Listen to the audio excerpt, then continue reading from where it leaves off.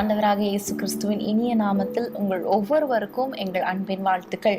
ஒவ்வொரு வாரமும் சனிக்கிழமைகள்ல 5:30 மணிக்கு இந்த பைபிள் ஸ்டடி மூலமாக உங்களை சந்திப்பதில் எங்களுக்கு மிகுந்த மகிழ்ச்சி. அநேகர் நம்மோடு இணைந்து இருக்கிறாங்க. ஒவ்வொரு வாரமும் நம்மோடு இணைந்து வேதத்தை தியானிக்கிறாங்க. நிச்சயமாகவே வேதத்தை நேசிக்கிறவர்களுக்கு மிகுந்த சமாதானம் உண்டு, அவர்களுக்கு இடரல் இல்லை என்ற வசனத்தின்படி ஆண்டவர் உங்கள் குடும்பங்கள்ல சமாதானத்தையும் ஐஸ்வர்யத்தையும் ஆசீர்வாதத்தையும் தருவார் என்பதுல ஒரு சந்தேகமும் இல்லை. ஆமென். அதே நேரத்துல ஆண்டவருடைய வார்த்தை ரொம்ப முக்கியம். சீஷர்கள் ஒரு முறை ஆண்டவரை நோக்கி, யாரிடத்தில் போவோம் ஆண்டவரே, நித்திய ஜீவ வசனங்கள் உம்மிடத்தில் உண்டு என்று சொன்னாங்க இல்லையா? அதே மாதிரி தான் இன்னைக்கு நம்ம வேற யார்கிட்ட போக முடியும்?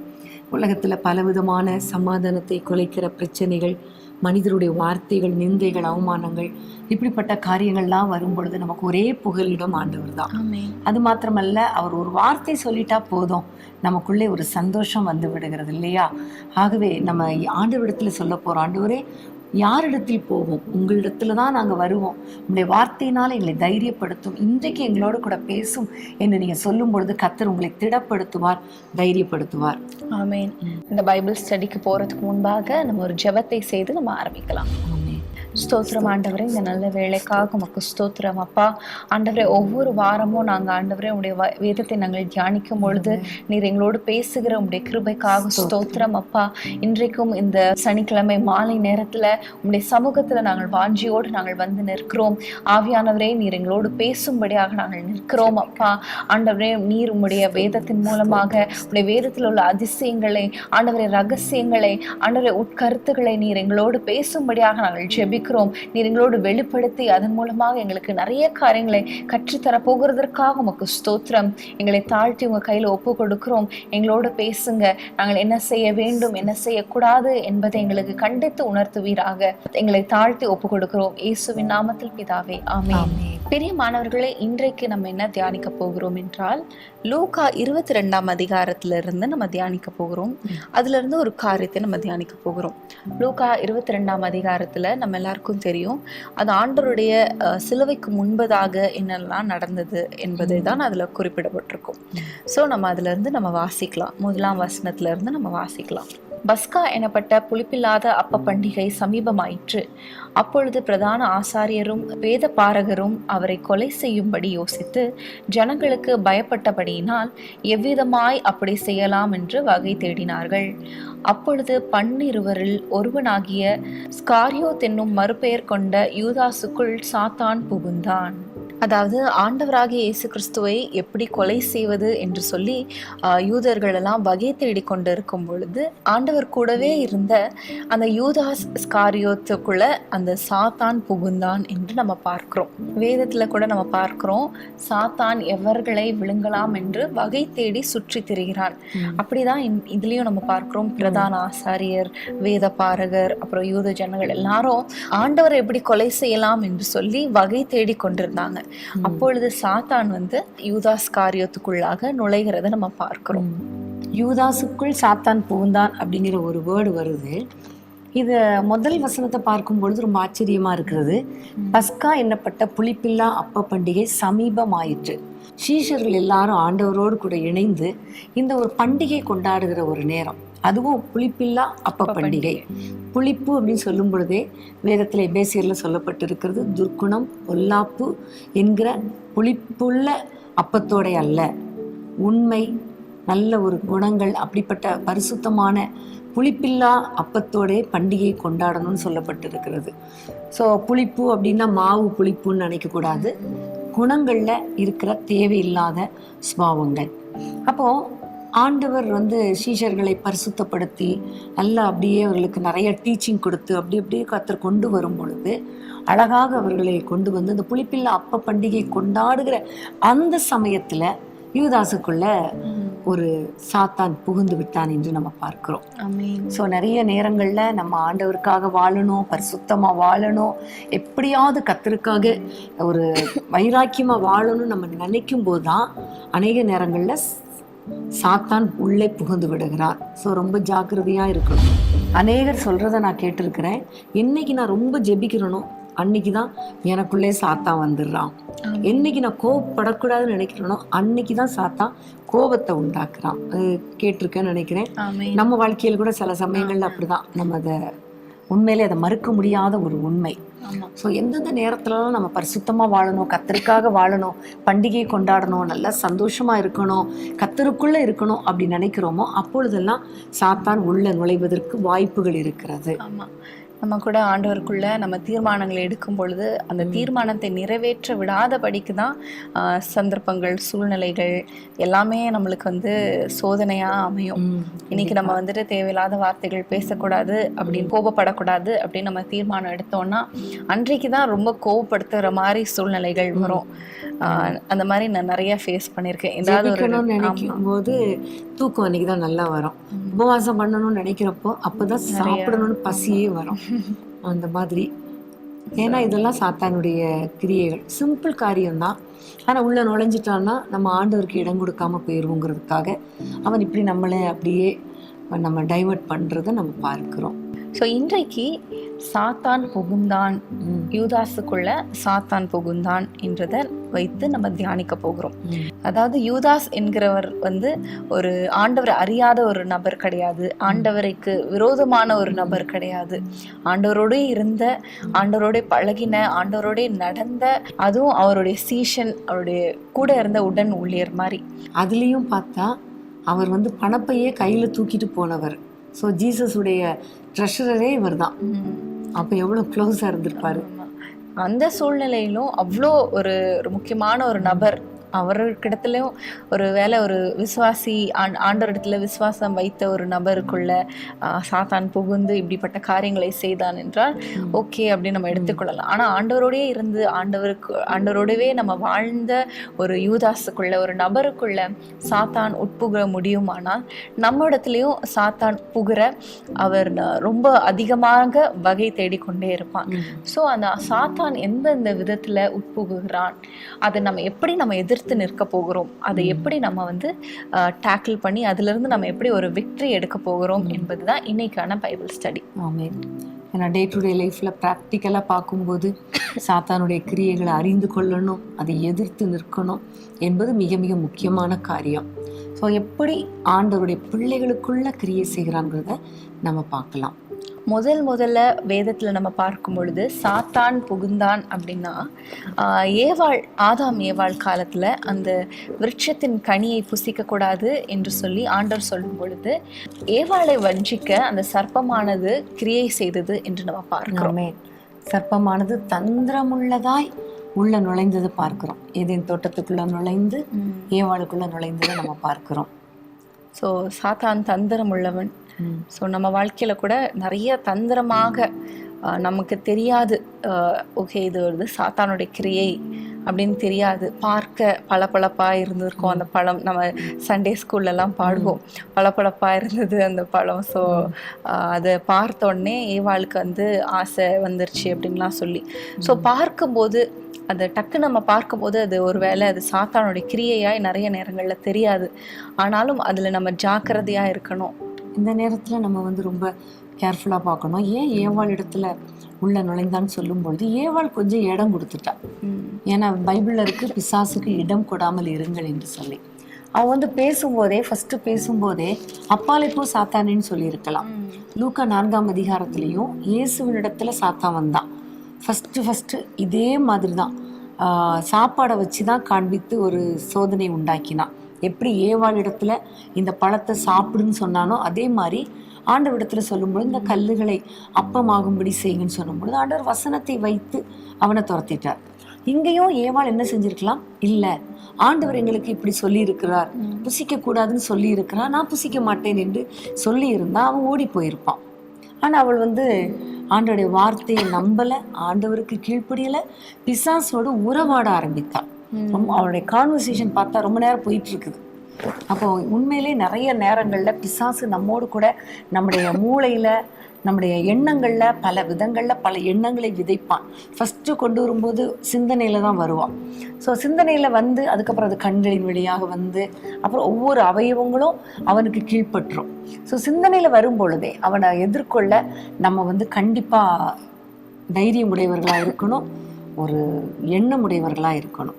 நீங்க பார்க்கும் பொழுது ஏவாளுக்குள்ள ஒரு இச்சை வந்தது, அந்த பழத்தின் மேல ஒரு இச்சை, ஒரு ஆசை, ஒரு வாஞ்சை வந்ததுனால அதன் மூலமாக சாத்தான் உட்புகுந்தான் அவங்க வாழ்க்கையிலன்னு பார்க்கிறோம்.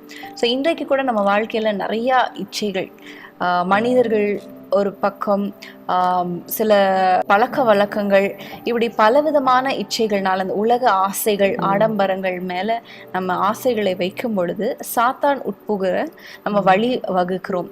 நம்மளே வந்து we are opening doors for Satan இல்லையா? ரொம்ப கேர்ஃபுல்லாக இருக்கணும். சாத்தான் எந்த நேரத்தில் வருவான்னு தெரியாது. ஸோ நம்ம ரொம்ப ஜாக்கிரதையாக இருக்கணும். மனிதர்களிடத்துல கூட ரொம்ப ஜாக்கிரதையாக இருக்கணும். ஸ்டார்டிங்கில் நல்லா அன்பாக பேசுகிறாங்க, நல்லா கவுன்சிலிங் கொடுக்குறாங்க, அவங்கக்கிட்ட பேசினா ரொம்ப ஆறுதலாக இருக்குது, அவங்க ரொம்ப கேரிங்காக இருக்கிறாங்க, ரொம்ப வந்துட்டு அண்டர்ஸ்டாண்டிங்காக இருக்கிறாங்க அப்படின்னு சொல்லி, not only the opposite gender, நம்ம ஓன் த சேம் ஜெண்டருக்குள்ளேயே கூட நம்ம பழகும் பொழுது அதில் நம்ம கேர்ஃபுல்லாக இருக்கணும்.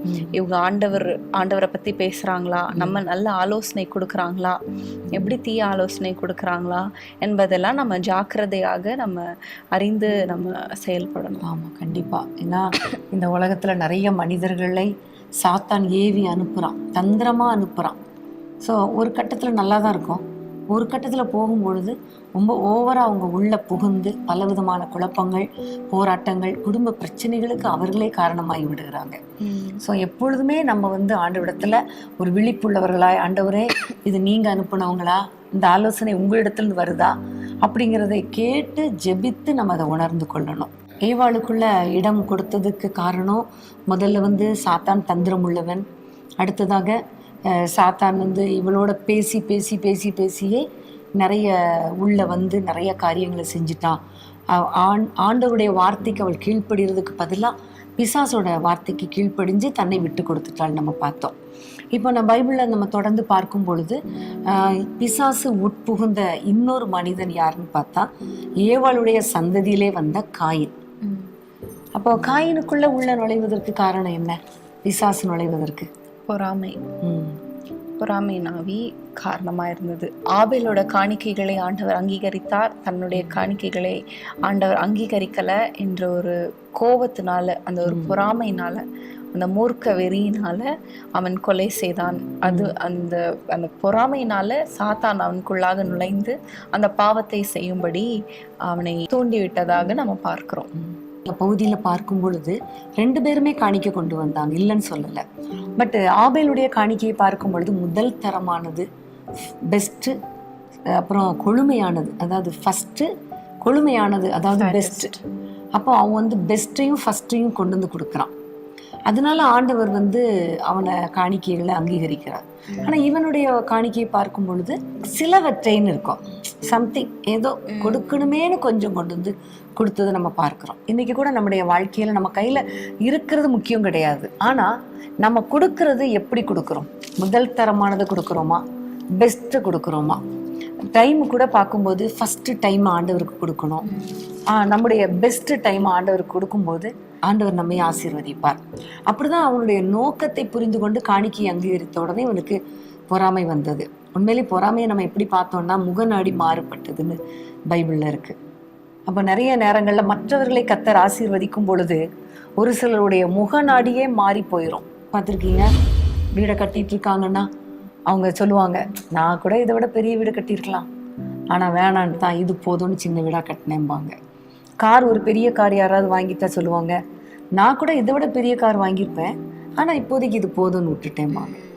ஸோ அவங்களுக்கு இவ்வளோ பெரிய வீடு கட்டுறாங்களே, இவ்வளோ பெரிய ஆசீர்வாதத்தை கர்த்தர் கொடுத்துருக்கிறாருன்னு கர்த்தரை துதிக்கவும் மாட்டாங்க, அவங்கள என்கரேஜ் பண்ணவும் மாட்டாங்க, முகத்திலே தெரியும். இன்னும் நிறைய பேர் குடும்பங்கள்ல அவங்க வீட்டில் எப்படி இருக்கு, நம்ம வீடு எப்படி இருக்கு, அவங்களுக்கு இது இருக்கு நமக்கு இல்லை அப்படின்னு சொல்லி அந்த பொறாமையினால அந்த ஃபேமிலிஸ்குள்ள சண்டை போடுகிறதும் நம்ம பார்த்துருக்கோம் நிறைய இடங்கள்ல.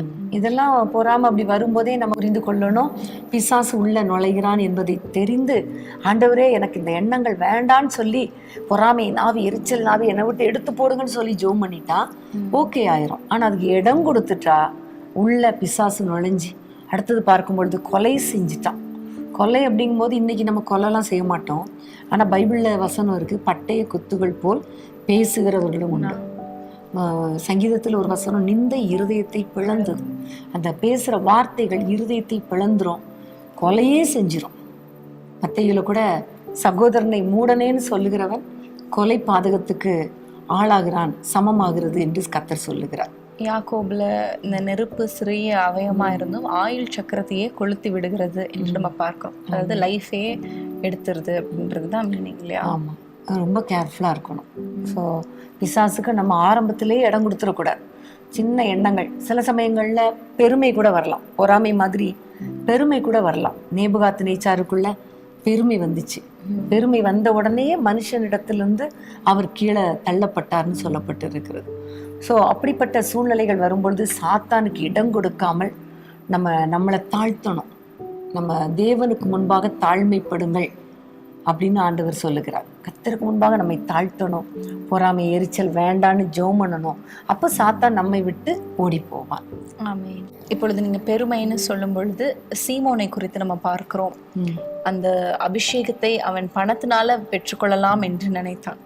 அதாவது இவங்களெல்லாம் இப்படி பெறாங்களே, இப்படி ஒரு அபிஷேகத்தை பெறாங்களே, இவ்வளோ மக்கள் கூடி வராங்களே, இவ்வளோ ஒரு பெரிய பயங்கரமான காரியம் நடக்குதே என்று சொல்லி அந்த வரத்தை, அந்த அபிஷேக வரத்தை அவன் பணத்தினால வாங்கி கொள்ளலாம் என்று அவன் யோசிச்சதை நம்ம பார்க்கிறோம். ஸோ அங்கே வந்து ஒரு பெருமை, அங்கே பெருமையின் ஆவி கிரியை செய்து நம்மளும் அவ்வளோ பெரிய மனிதனாகணும், நம்மளும் பெரிய அற்புதங்களை செய்யணும், நம்மளை தேடி மக்கள் வரணும் என்றது தான் அவனுடைய நோக்கமாக இருந்தது. நிறைய நேரங்களில் ஃபேமஸ் ஆகணும் அப்படிங்கிற ஒரு எண்ணம் வந்தாலே சாத்தான் உள்ள நுழைஞ்சிருவான். ஸோ அதுலேயே நம்ம ரொம்ப கேர்ஃபுல்லாக இருக்கணும். அடுத்ததாக இன்னும் நம்ம வேதத்தில் நிறைய பேருக்குள்ள சாத்தான் புகுந்ததை நம்ம பார்க்கிறோம். அதிலும் அப்போஸ்தல நடபடிகளில் பார்த்தா ஒரு குடும்பத்துக்குள்ள சாத்தான் புகுந்தான். அது யாருன்னா அனனியா சப்பீராள். அவங்களுக்குள்ள அந்த சாத்தான் புகுவதற்கு முக்கிய காரணம் பண ஆசை. ஸோ பண ஆசை எல்லா தீமைக்கும் வேறா இருக்கிறது நம்ம பார்க்கிறோம். ஸோ தீமைனாலே சாத்தான் இடத்திலிருந்து வருகிறது தான் தீமை. தீமையான எல்லா காரியங்களும் சாத்தான் இடத்திலிருந்து வருகிறது. நன்மையான எல்லா காரியங்களும் ஆண்டவர் இடத்திலிருந்து, பரத்திலிருந்து புறப்பட்டு வருகிறது என்று நம்ம பார்க்கிறோம். ஸோ தீமையான காரியங்கள், அதாவது பண ஆசை சாத்தான் இடத்துல வந்து வரும்பொழுது அந்த அனனியா சப்பீராள் வந்து அவங்க வந்து அதுக்கு இடம் கொடுத்துட்டாங்க, அந்த பண ஆசைக்கு. அதே போலதான் பழைய ஏற்பாட்டில் நம்ம பார்க்கிறோம் கேயாசி என்ற அந்த ஊழியக்காரன், எலியாவுடைய 2 மடங்கு வல்லமையோடைய எலிசாவுடைய வேலைக்காரனாகி கேயாசி. எலிசாவுக்கு 2 மடங்குனா இவருக்கு கண்டிப்பா ஒரு 4 மடங்கு ஆண்டவர் கொடுக்கறதுக்கு அவர் வல்லவராக இருந்திருப்பார், அவர் வாஞ்சிருந்தா. ஆனா அவருடைய கண்கள் எல்லாம் அந்த பணத்தின் மேல, அந்த ஆஸ்திகள் மேல இருந்ததுனால அவர் ஊழியத்தையே இழந்து போயிட்டார் என்று நம்ம பார்க்கிறோம்.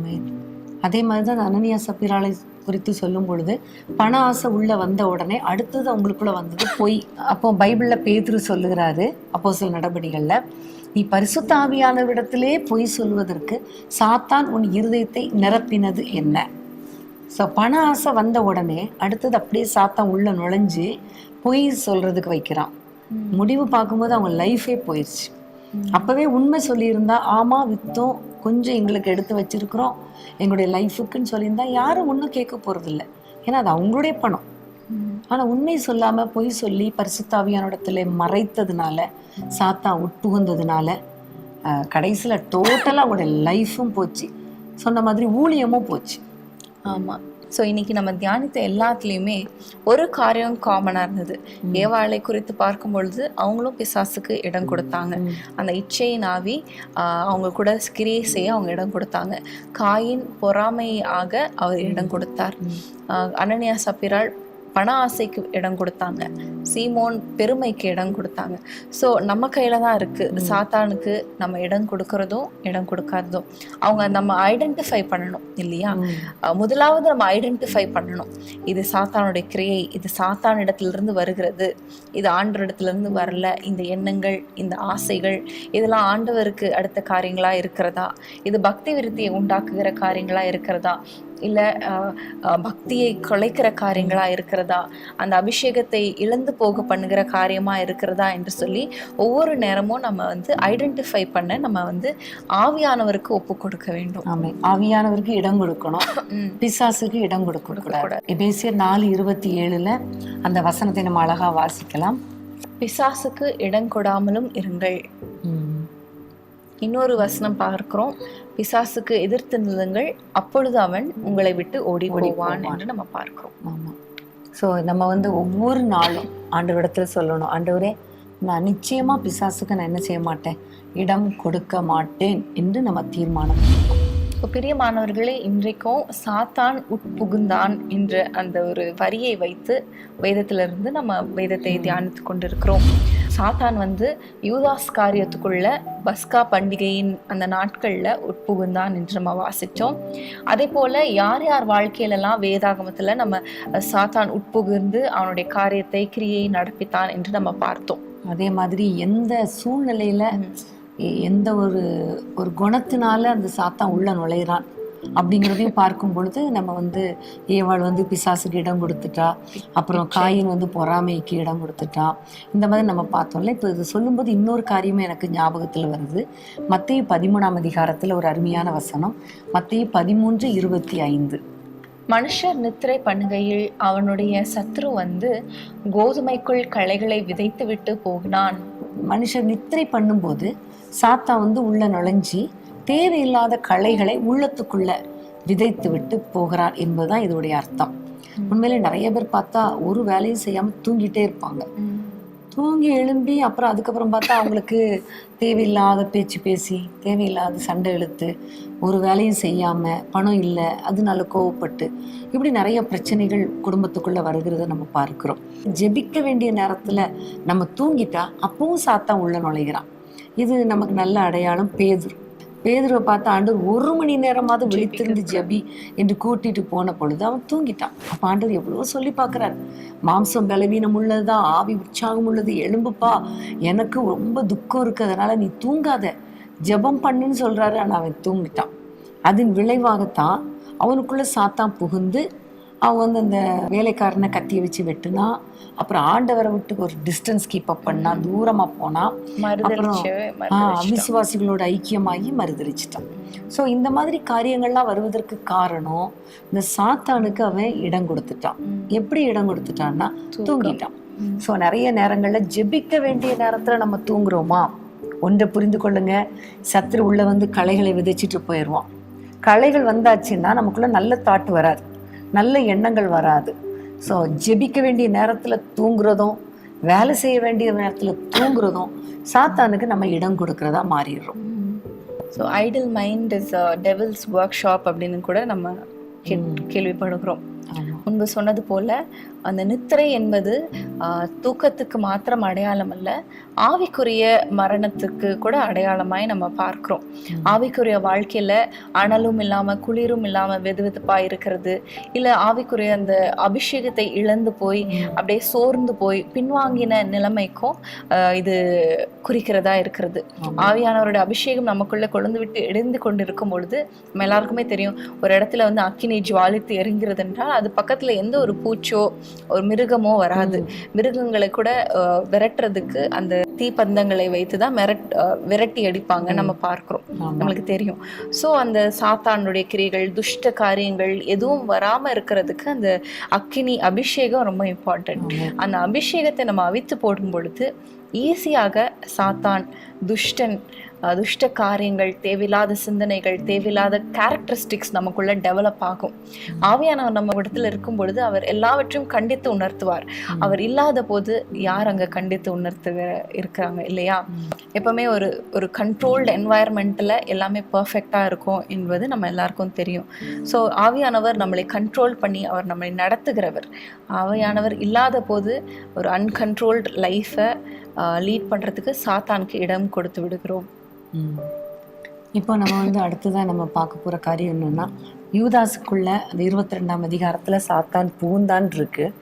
சாத்தான் புகுந்த உடனே இந்த யூதாசுடைய ஆக்டிவிட்டிஸ் எப்படி மாறிச்சுன்னு நம்ம பார்க்கும்பொழுது நமக்குள்ளேயும் இந்த மாதிரி சில குணங்கள் இருந்தா நம்ம புரிந்து கொள்ளலாம். பிசாசு நம்மக்கிட்ட வந்துட்டானோ, கேர்ஃபுல்லாக இருக்கணும், எதிர்த்து நிற்கணுங்கிற ஒரு அலர்ட் ஆண்டவர் நமக்கு கொடுக்க போகிறார். ஆமென். நம்ம இப்போ 4வது வசனத்தை நம்ம வாசிக்கலாம். அவன் பிரதான ஆசாரியர்கள் இடத்திலும் சேனை தலைவர்கள் இடத்திலும் போய் அவரை காட்டி கொடுக்கும் வகையை குறித்து அவர்களுடைய ஆலோசனை பண்ணினான்.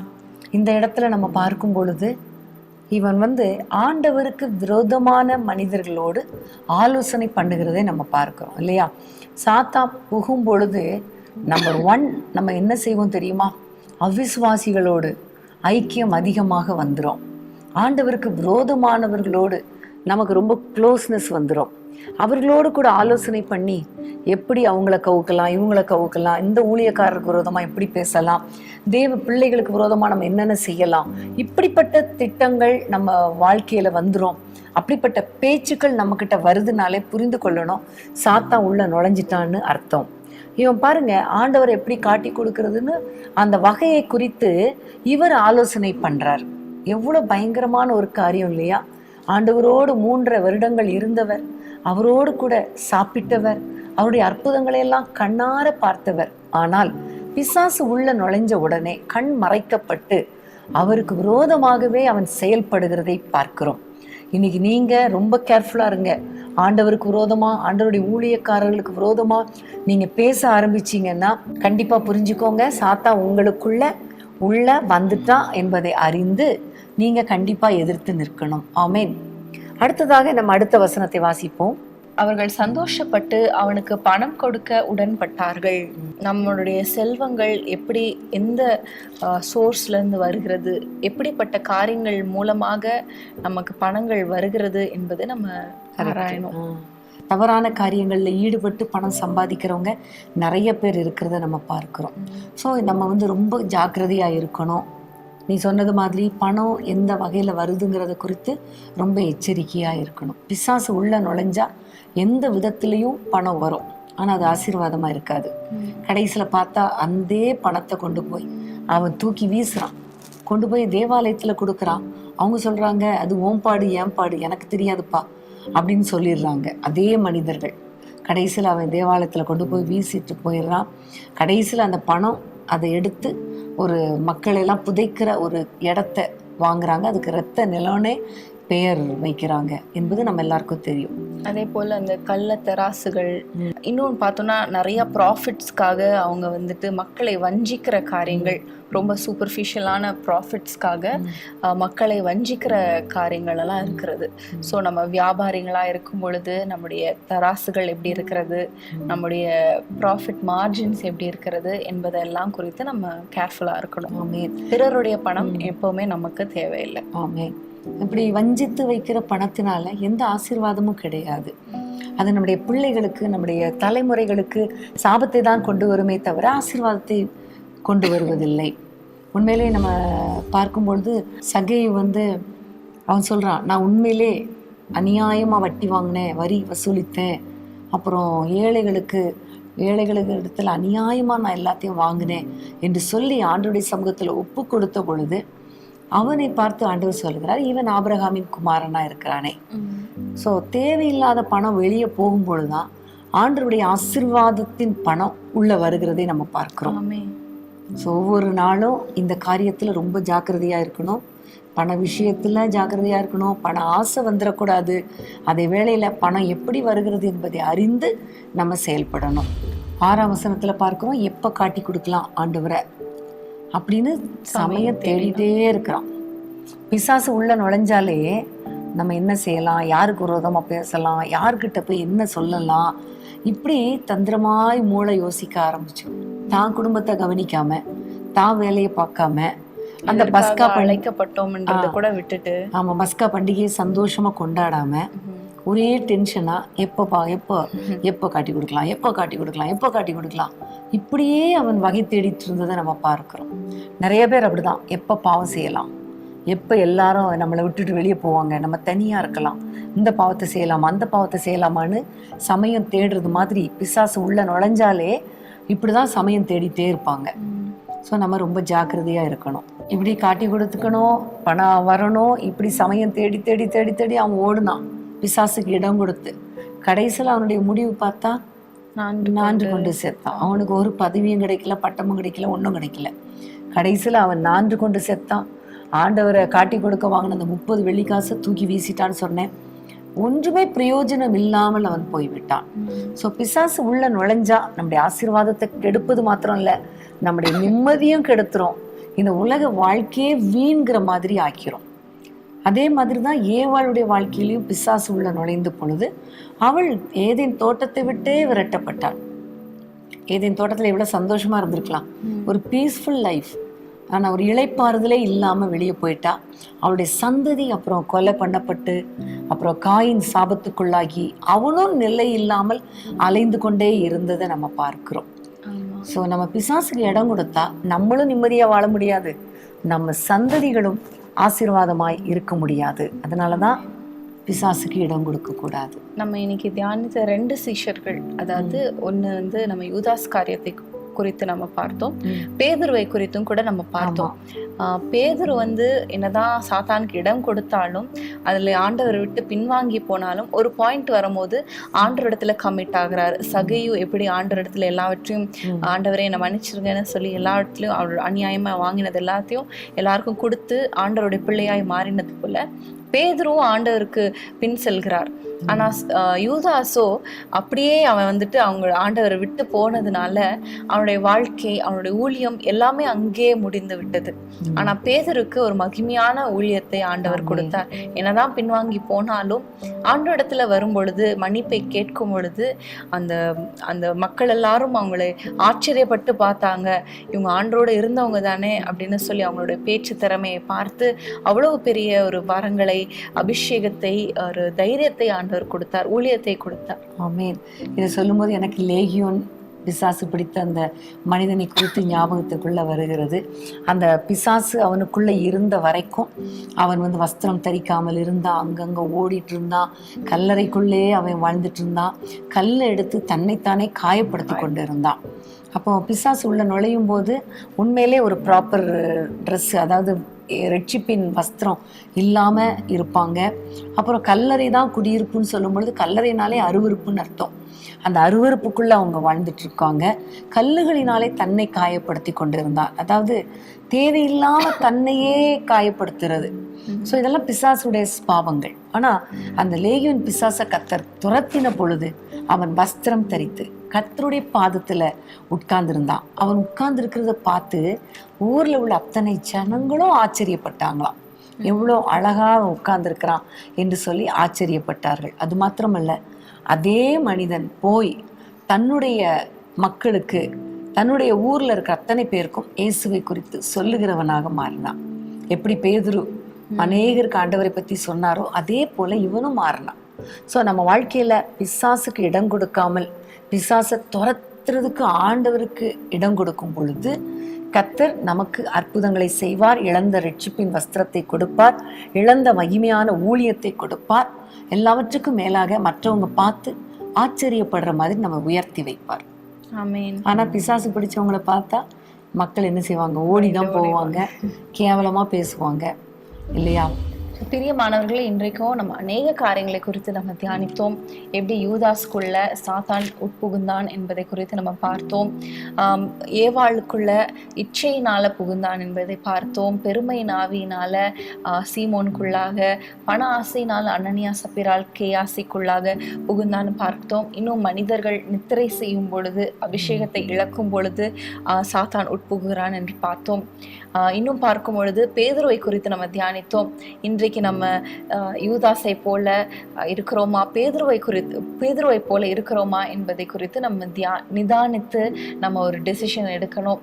பிரியமானவர்களே, ஒருவேளை நீங்க கூட ஒரு பின்மாற்றத்துல சாத்தானுக்கு இடம் கொடுத்து ஒருவேளை நீங்க அமர்ந்து கொண்டிருக்கலாம், இல்ல முற்காலத்துல நீங்க இடம் கொடுத்திருக்கலாம். இன்றைக்கு நீங்க பேதுருவை போல ஆண்டவரிடத்துல வரும் பொழுது உங்களை அபிஷேகித்து திரும்பவும் உங்களுக்கு அந்த ஸ்தானத்தை தர வல்லவரா இருக்கிறார். நீங்க யூதாசை போல அப்படியே இருந்து விடுகிற மனிதரை போல இருக்க போறீங்களா, இல்ல ஆண்டவரிடத்துல வந்து ரட்சிப்பை திரும்ப பெற்றுக்கொண்ட, ஊழியத்தை, ஸ்தானத்தை திரும்ப பெற்றுக்கொண்ட பேதுருவை போல இருக்க போறீங்களா என்பதை நீங்களே நிதானித்து தீர்மானித்துக் கொள்ளுங்க. தொடர்ந்து நம்ம வேதத்தை நம்ம தியானிக்கலாம். ஆனா அதற்கு முன்பதாக ஒரு சிறிய இடைவேளை.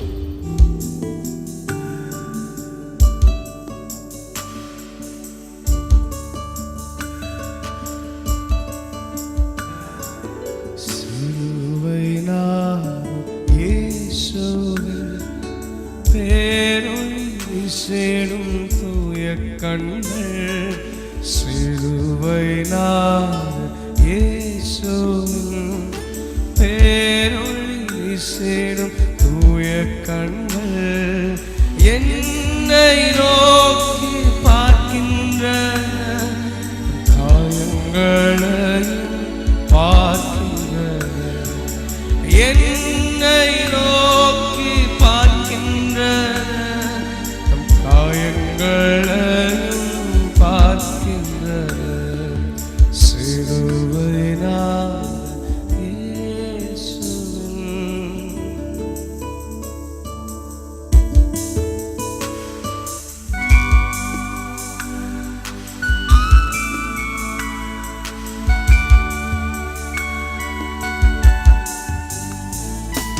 என் கையால் பாவங்கள் செய்திட்டார். தம் கையின் காயங்கள் பார்க்கின்றாரே. என் கையால் பாவங்கள் செய்திட்டார். தம் கையின் காயங்கள் பார்க்கின்றாரே. தீய வழியில் என் கால்கள் சென்றால் தம் காலின் காயங்கள் பார்க்கின்றாரே. தீய வழியில் என் கால்கள் சென்றால் தம் காலின் காயங்கள் பார்க்கின்றாரே. சிலுவை இயேசு பேரொளி வீசிடும் தூய கண்கள்.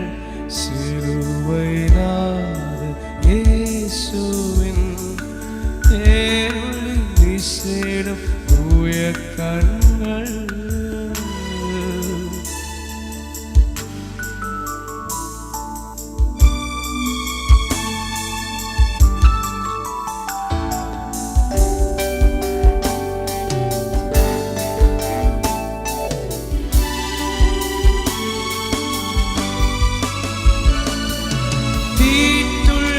எண்ணம் என் இதயம் கொண்டார்.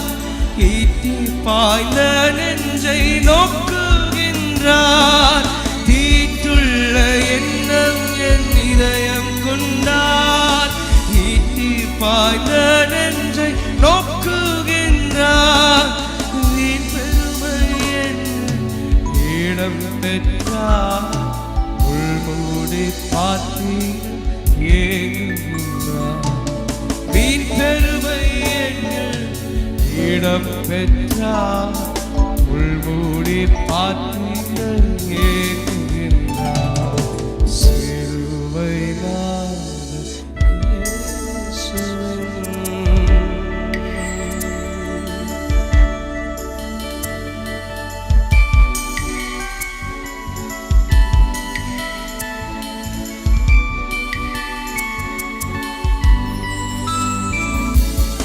அவர் ரத்தம் என் பாவம் கழுவிடும். அவர் கண்ணீர் என்னை மெருகேற்றிடும். அவர் ரத்தம் என் பாவம் கழுவிடும். அவர் கண்ணீர் என்னை மெருகேற்றிடும். கலங்கரை விளக்காக ஒளி வீசுவே. கலங்குவோரை அவர் மந்தை சேர்ப்பே. கலங்கரை விளக்காக ஒளி வீசுவே. கலங்குவோரை அவர் மந்தை சேர்ப்பே. சிலுவை இயேசுவின் பேரொளி வீசிடும் தூய கண்கள். சிலுவை இயேசு பேரொளி வீசிடும் தூய கண்கள்.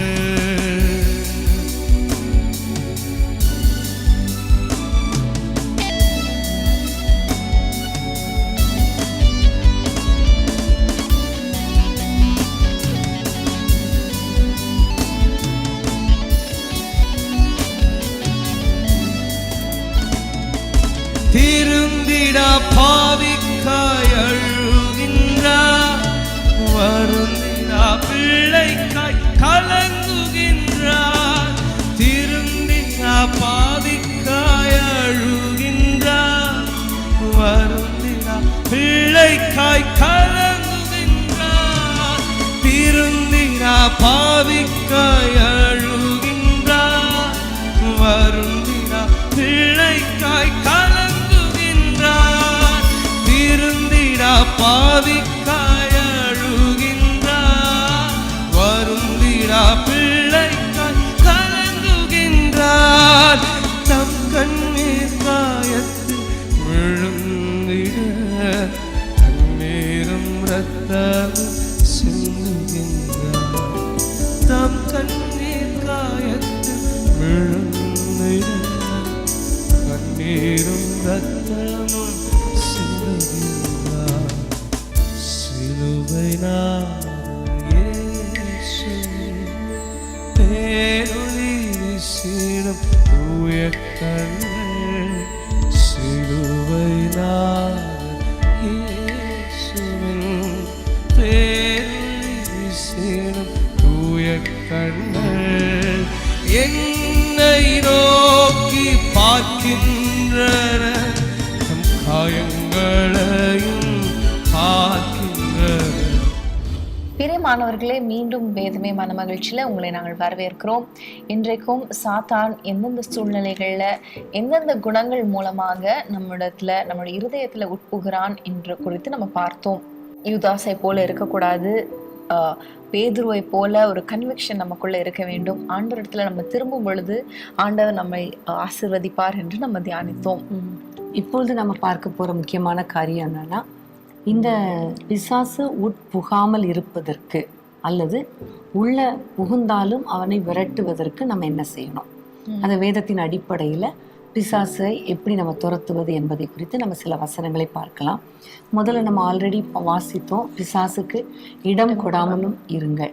நம்ம இடம் கொடுத்தா அவன் வந்துருவான் என்பதை நம்ம ஃபுல்லா தியானம் பண்ணோம். ஸோ ஒரு சந்தர்ப்பத்தில் கூட அவனுக்கு நீ இடமே கொடுக்கக்கூடாது. சில சமயங்களில் ஒரு சின்ன சண்டை வரும், ஒரு சின்ன வாக்குவாதம் வரும்.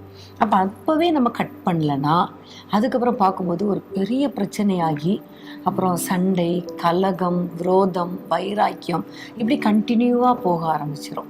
ஸோ சின்ன காரியத்திலேயே நம்ம பிசாசுக்கு இடம் கொடுக்கக்கூடாது. 19ஆம் சங்கீதத்தில் பார்க்கும்பொழுது தன் பிழைகளை உணர்கிறவன் யாருன்னு தான் இருக்கும். ஸோ சின்ன மிஸ்டேக் தான் ஃபஸ்ட்டு நம்ம செய்வோம். ஆனால் அந்த மிஸ்டேக்கை நம்ம கவனிக்காமல் அப்படியே விட்டுட்டோம்னா அதுக்கப்புறம் மறைவான குற்றங்கள் வரும், அப்புறம் பெரும் பாதகம் வரும், துணிகரமான பாவம். இப்படி லைனாக அந்த 19ஆம் சங்கீதத்தை நீங்கள் வாசித்து பார்த்தீங்கன்னா தெரியும். லைனாக அதோடைய ரிசல்ட் கடைசியில் போய் அப்படி முடியும், ப்ராக்ரஸ். அதனால ரொம்ப கேர்ஃபுல்லாக இருக்கணும். எந்த நேரத்துலையும் பிசாசு உள்ள நுழையிறான்னு தெரிஞ்ச உடனே இயேசுவின் நாமத்தில் அப்பாலை போ சாத்தானேன்னு விரட்டிக்கும் பொழுது கண்டிப்பாக கர்த்தர் பெரிய காரியங்களை செய்வார். ஆமென். இப்போ இடம் கொடுக்க கூடாது என்பதை நம்ம ஃபர்ஸ்ட் பார்த்தோம். சிந்தையில் அது வரும் பொழுதே அந்த காரியங்கள், அந்த யோசனைகள், அந்த தேவையில்லாத வாஞ்சைகள், விருப்பங்கள் வரும் பொழுதே அதை நம்ம ஸ்டார்டிங்லேயே நம்ம கட் ஆஃப் பண்ண நம்ம முற்படணும். அடுத்ததாக நம்ம பார்க்கும் பொழுது எபேசியர் 6ஆம் அதிகாரம் 11ஆம் வசனத்தை நம்ம வாசிக்க கேட்போம். நீங்கள் பிசாசின் தந்திரங்களோடு எதிர்த்து நிற்க திராணி உள்ளவர்களாகும்படி தேவனுடைய சர்வாயுத வர்க்கத்தையும் தரித்து கொள்ளுங்கள். இந்த வசனத்துல பார்க்கிறோம், எதிர்த்து நிற்க திராணி உள்ளவர்களாகும்படி. இப்போ பிசாசுக்கு நம்ம எதிர்த்து நிற்கணும். இதுதான் யாக்கோபு 4ஆம் அதிகாரம் 7ஆம் வசனத்துல நம்ம வாசிக்கலாம். ஆகையால் தேவனுக்கு கீழ்ப்படைந்திருங்கள், பிசாசுக்கு எதிர்த்து நில்லுங்கள், அப்பொழுது அவன் உங்களை விட்டு ஓடி போவான். ஆமென். பிசாசுக்கு எதிர்த்து நில்லுங்கள், அப்பொழுது அவன் உங்களை விட்டு ஓடி போவான். ஸோ நம்முடைய சிந்தையில முதல்ல இடம் கொடுக்க கூடாது, ரெண்டாவது எதிர்த்து நிற்கணும். அந்த தாட்ஸ் வரும் பொழுதே, அந்த விருப்பங்கள் வரும் பொழுதே இயேசுவின் நாமத்தில் என்னுடைய சிந்தையை நான் ஆண்டவரிடத்துல கொடுக்கிறேன், ஆண்டவருக்குள்ளாக சிறைப்படுத்துகிறேன். இந்த பிசாசின் இச்சைகள், பெருமையான ஆவிகள், பொறாமையான ஆவிகள், பண ஆசைகள் எனக்கு வேண்டான்னு சொல்லி நம்ம ஆண்டவருடைய நாமத்தை சொல்லி அபிஷேகத்தில் நிரம்பி ஜெபிக்கும் பொழுது அந்த சாத்தான் நம்மை மேற்கொள்ள முடியாது. நம்ம எதிர்த்து நிற்க நம்ம முற்படணும். ஆமென். அப்போஸ்தலர் நடவடிக்கைகள்ல பார்க்கும்போது இந்த சீமோன், அப்புறம் இன்னொரு எலிமா, இந்த மனிதன், இவங்கெல்லாம் மாயவத்தைக்காரர்கள், இவங்கெல்லாம் பேதுருவ, பவுலெல்லாம் எதிர்த்து நிற்கும் பொழுது எப்பவுமே அந்த சத்துருவின் கிரியைகளை கடிந்து, அதாவது அந்த மனிதர்களை கடிந்து ஜெபித்ததை நம்ம பார்க்கிறோம், எதிர்த்து நின்றதை பார்க்கிறோம். ஸோ நம்முடைய வாழ்க்கையிலையும் இந்த பிசாசு நமக்குள்ளே வர்றதை அறிந்த உடனே எதிர்த்து நிற்கணும். அந்த எதிர்த்து நிற்பதற்கு முன்பாக அந்த யாக்கோபுல ஒரு அருமையான வசனம், தேவனுக்கு கீழ்ப்படிந்திருங்கள். ஏவாளுடைய வாழ்க்கையில கூட ஏன் அவளால் எதிர்த்து நிற்க முடியலன்னா ஆண்டவருக்கு கீழ்ப்படிய முடியல. ஆண்டவருக்கு கீழ்ப்படிந்தா ஆட்டோமேட்டிக்கா பிசாசுக்கு எதிர்த்து நிற்க முடியும். அதனால நம்ம ஆண்டவருக்கு கீழ்ப்படியணும், பிசாசுக்கு எதிர்த்து நிற்கணும். இன்னைக்கு நிறைய பேர் என்ன செய்யறாங்கன்னா, ஆண்டவருக்கு கீழ்ப்படிய மாட்டாங்க, பிசாசுக்கு கீழ்ப்படிஞ்சிருவாங்க. ஸோ ரொம்ப கேர்ஃபுல்லாக இருக்கணும் இந்த காரியத்தில். திரும்பவும் மூணாவதாக பார்க்கும் பொழுது எபேசியர் 6:11 நம்ம திரும்ப வாசிக்கலாம். நீங்கள் பிசாசின் தந்திரங்களோடு எதிர்த்து நிற்க திராணி உள்ளவர்கள் ஆகும்படி தேவனுடைய சர்வாயுத வர்க்கத்தையும் தரித்து கொள்ளுங்கள். இந்த வசனத்துல நம்ம வாசிக்கிறது போல தேவனுடைய சர்வாயுத வர்க்கத்தையும் தரித்து கொள்ள வேண்டும். ஸோ நம்ம பிசாசை எதிர்த்து நிற்க வேண்டும் என்றால், அது சாத்தானோடு நம்ம போர் செய்ய வேண்டும் என்றால் நம்ம கைகள்ல ஆயுதங்கள் ரொம்ப அவசியம். ஆயுதம் இல்லாம போருக்கு போனா நம்ம தோல்வி பெறுறது ரொம்ப நிச்சயம். ஸோ என்னென்ன ஆயுதங்கள் அப்படின்னு பார்க்கும் பொழுது, எபேசியர் 6ஆம் அதிகாரம் 12ஆம் வசனத்திலிருந்து நம்ம பார்க்கும் பொழுது, மாம்சத்தோடும் இரத்தத்தோடும் நமக்கு போராட்டம் இல்லை, பிரபஞ்சத்தின் அதிகாரங்களோடு, துரைத்தனங்களோடு, வானமண்டலத்தில் உள்ள பொல்லாத ஆவிகளின் சேனைகளோடு நமக்கு போராட்டம் உண்டு. ஆகையால் தீங்கு நாளிலே அவைகளை நீங்கள் எதிர்க்கவும் சகலத்தையும் செய்து முடித்தவர்களாய் நிற்கவும் திராணி உள்ளவர்களாகும்படிக்கு தேவனுடைய சர்வாயுத வர்க்கத்தையும் எடுத்துக்கொள்ளுங்கள். இங்கேயும் அதே நம்ம பார்க்கிறோம். அது என்னென்ன சர்வாயுத வர்க்கங்கள் என்று பார்க்கும் பொழுது, தொடர்ந்து 14ஆம் வசனத்துல, சத்தியம் என்னும் கச்சை உங்களுக்கு அறையிலே கட்டியவர்களாயும், நீதி என்னும் மார்க்கவசம், சமாதானத்தின் சுவிசேஷத்திற்குரிய ஆயுதம் என்னும் பாதரட்சைகள், இப்படி விசுவாசம் என்னும் கேடகம், இரட்சண்யம் என்னும் தலைசீரா, தேவ வசனமாகிய ஆவியின் பட்டயம், இப்படி எல்லாவற்றையும் நம்ம அணிந்தவர்களாய் இருக்க வேண்டும். சத்தியத்தை எப்படி அறிந்து கொள்ள முடியும்? ஆண்டோடைய வசனத்தின் மூலமாக. நீதி என்னும் நம்ம நீதி உள்ளவர்களாய் நடக்க வேண்டும். அப்படி ஆண்டவருடைய விசுவாசம், ஆண்டவர் பேர்ல விசுவாசம் உடையவர்களாக இருக்கும் பொழுது அது நம்மளுக்கு ஒரு கேடகமாக, ஒரு ஒரு ஒரு ஷீல்டாக, பிசாசு நம்மளை அட்டாக் பண்ண முடியாத அளவுக்கு ஒரு ஷீல்டாக அது செயல்படுகிறது. இன்னும் அநேக காரியங்கள், வேத வசனமாகிய பட்டயம் என்பது சத்ருவை அழித்து போடுகிற ஒரு ஆயுதமாக, ரொம்ப ஒரு பவர்ஃபுல்லான ஒரு ஆயுதமாக இருக்கிறது. ஸோ இதெல்லாம் நம்ம தரித்து கொள்ளும் பொழுது சாத்தானை எதிர்த்து நிற்க நம் பலசாலிகளாய் மாறுகிறோம். ஆமென். எப்போவுமே இந்த யுத்தத்துக்கு போகும்போது எல்லாரும் நீ சொன்னது மாதிரி கேடகம், வில்லு, ஈட்டி, அம்பு, அப்புறம் அந்த நல்ல ஷூஸ் பாதுகாப்புக்காக, இப்படி நிறைய காரியங்களை ரெடி பண்ணி வச்சுட்டு அந்த ஆயுதத்தோடு தான் யுத்தத்துக்கு போவாங்க. அப்போ வேதத்தில் பார்க்கிறோம், எங்கள் போராயுதங்கள் மாம்சத்துக்கு ஏதுவானவைகள் அல்ல. மாம்சத்துக்குரிய போராயுதங்கள் வந்து ஈட்டி, அம்பு, கத்தி, குத்துறது அந்த மாதிரி. ஆனால் வேதத்திலே பார்க்கிறோம் 2 கொரிந்தியர் 10ஆம் அதிகாரத்தில் எங்கள் போராயுதங்கள், அதாவது 4ஆம் வசனம் 5ஆம் வசனத்தை நம்ம வாசிப்போம். எங்களுடைய போராயுதங்கள் மாம்சத்துக்கு ஏற்றவைகளாய் இராமல் அரண்களை நிர்மூலமாக்குவதற்கு தேவ பலம் உள்ளவைகளாய் இருக்கிறது. அவைகளால் நாங்கள் தர்க்கங்களையும் தேவனை அறிகிற அறிவுக்கு விரோதமாய் எழும்புகிற எல்லா மேட்டிமையையும் நிர்மூலமாக்கி எந்த எண்ணத்தையும் கிறிஸ்துவுக்கு கீழ்ப்படிய சிறைப்படுத்துகிறவர்களாய் இருக்கிறோம். ஸோ இந்த ஆயுதங்கள் மாம்சத்தோடு இரத்தத்தோடு போராட்டம் கிடையாதுன்னு சொல்லிட்டாரு. ஸோ இந்த ஆயுதங்களை வச்சுட்டு மாம்சத்தோட இரத்தத்தோடும் போராட முடியாது. பட் எண்ணங்களோடு, சிந்தனைகளோடு, பெருமையோடு, விரோதமான காரியங்களோடு, மேட்டிமைகள் இவெல்லாவற்றோடும் போராடி சிந்தனைகளை கிறிஸ்துவுக்குள் சிறைப்படுத்தும். சிந்தனை தானே பிசாசுக்கு இடம் கொடுக்குது, சிந்தனையில தானே இடம் கொடுத்துடுறோம். ஸோ அந்த சிந்தனையை கிறிஸ்துவுக்கு இடம் கொடுக்க வச்சிருது. ஸோ அதனாலதான் பைபிள் நல்லா வாசிக்கணும், விசுவாசிக்கணும், சத்தியத்தை அறிந்து கொள்ளணும், வேத வசனமாகி ஆவியின் பட்டயத்தை எடுத்துக்கொள்ளணும்னு சொல்லிட்டு ரொம்ப கேர்ஃபுல்லாக பவுல் வந்து ஆயுதங்களை சொல்லுகிறார். இப்போ யுத்தத்துக்கு போகிற ஒரு மனுஷன் கையில் ஆயுதம் இல்லைன்னா ஒன்றுமே பண்ண முடியாது. அதே போல தான் இந்த மாம்சத்தின் கிரியைகளோடு நிறைய ஆவிக்குரிய விதங்களில் நம்ம போராடும் பொழுது கண்டிப்பாக ஆவிக்குரிய போராயுதங்கள் நமக்கு தேவை. ஆமென். இதை குறித்து பார்க்கும் பொழுது இன்னொரு முக்கியமான ஒரு பவர்ஃபுல்லான ஒரு வெப்பன் என்னன்னு பார்த்தீங்கன்னா ஆண்டவருடைய நாமம். ஆண்டவருடைய நாமத்துல ஒரு பெரிய வல்லமை இருக்கிறது. பழைய ஏற்பாட்டுல நம்ம பார்க்கிறோம், தாவீது யுத்தத்துக்கு செல்லும் பொழுது, கோலியாத்தை விரோதமாக போகும் பொழுது சவுல் வந்து மார்க்கவசங்கள், பட்டயங்கள், ஈட்டி எல்லாவற்றையும் கொடுக்கும் பொழுது அவர் வந்து இந்த மாம்சத்துக்கு ஏற்ற அந்த ஆயுதங்களை அவர் எடுத்துக்கொள்ளல. அவர் அங்க போகும்போது அவர் சொல்லுவார், நான் ஆண்டவருடைய நாமத்தினால, நீ எதிர்த்து நிற்கிற, நீ நிந்திக்கிற அந்த ஆண்டவருடைய நாமத்தினால நான் வருகிறேன் என்று சொல்லி அவர் போராடி அதுல வெற்றி பெறுகிறத நம்ம பார்க்கிறோம். ஸோ இப்படிப்பட்ட விசுவாசம், வசனங்கள் என்ற போராயுதங்கள் ஒரு பக்கம், ஆண்டோடைய நாமம் ஒரு பக்கம். ஸோ நாமத்துல ஒரு பெரிய ஒரு பலன் இருக்கிறது, அதுல ஒரு பெரிய ஒரு பவர் இருக்கிறது என்பதை நம்ம அறிந்து கொள்ள வேண்டும். ஆமென். பழைய ஏற்பாட்டு காலத்துல கானானியராகிய சிசரா இஸ்ரவேல் ஜனங்களுக்கு விரோதமாக வந்த பொழுது நம்ம எல்லாருக்கும் தெரியும், தெபோரா யுத்தம் பண்ணினான். ஆனால் அவன் ஓடி போய் யாகேலுடைய வீட்டுக்குள்ளே போகும் பொழுது அந்த யாகேல் அவனுக்கு நல்ல பால், தண்ணி எல்லாம் கொடுத்து அவனை தூங்க வச்சுட்டு கையில வந்து கூடார ஆணியையும் சுத்திகளையும் எடுத்து நெற்றில அடிச்சு உருவி போட்டா. ஃபர்ஸ்ட் அவ வந்து இது வந்து சத்துருங்கிறத அடையாளம் கண்டுபிடிச்சா. ரெண்டாவது கையில ஆயுதம் இருந்துச்சு. அவ கையில அன்னைக்கு மட்டும் அந்த ஆயுதம் இல்லைன்னா கண்டிப்பா கொண்டு போட்டிருக்க முடியாது. ஸோ அந்த ஆயுதம் இருந்ததுனால தான் அவள் வந்து உடைத்து போட்டாள். ஸோ எந்த சூழ்நிலையிலும் நம்ம கையில் ஆவிக்குரிய ஆயுதங்கள், போராயுதங்கள் நம்ம கையில் எப்போவுமே இருக்கணும். அதனால தான் தீங்கு நாளில் அவனை எதிர்க்கவும் அவனை முறியடிக்கவும் சர்வாயுத வர்க்கங்களை தரித்து கொள்ளுங்கள் என்று வேதத்திலே நம்ம பார்க்கிறோம். உண்மையாகவே இப்போ நீங்கள் சொன்னது போல் சத்ருவை ஐடென்டிஃபை பண்ணுறது ரொம்ப முக்கியம், அடையாளம் கண்டுபிடிக்கிறது ரொம்ப முக்கியம். ஏவாள் கூட இது சத்ரு அப்படின்றத அவங்க அறிந்திருந்தாங்கன்னா அந்த பக்கமே போயிருக்க மாட்டாங்க. ஸோ அதை ஐடென்டிஃபை பண்ணுகிற ஒரு ஞானத்தை, அந்த பலனை, அந்த டிசர்னிங் ஸ்பிரிட்டை, ஆவிகளை பகுத்தறிகிற வரத்தை நம்ம நாட வேண்டும். அதுக்கு கண்டிப்பாக அபிஷேகம் தேவை. ஸோ ஆவியில் நிரம்பி ஜெபிக்க ஜெபிக்க இப்படிப்பட்ட வரங்கள், இப்படிப்பட்ட ஆயுதங்கள் நமக்குள்ள கிரியை செய்ய ஆரம்பித்து விடும். ஆமென். ஏன்னா நம்ம வாசித்தோமே 2 கொரிந்தியர் 10ஆம் அதிகாரத்தில், எங்கள் போராயுதங்கள் மாம்சத்துக்குரியவைகளாக இராமல் அரண்களை நிர்மூலமாக்க தேவ பலம் உள்ளவைகளாக இருக்கிறது. அப்போ ஒரு பலன் எங்கே இருக்குன்னா அபிஷேகத்தில் தான் இருக்கு. நீங்கள் அபிஷேகம் உங்களிடத்திலே வரும் பொழுது பலன் அடைவீர்கள்.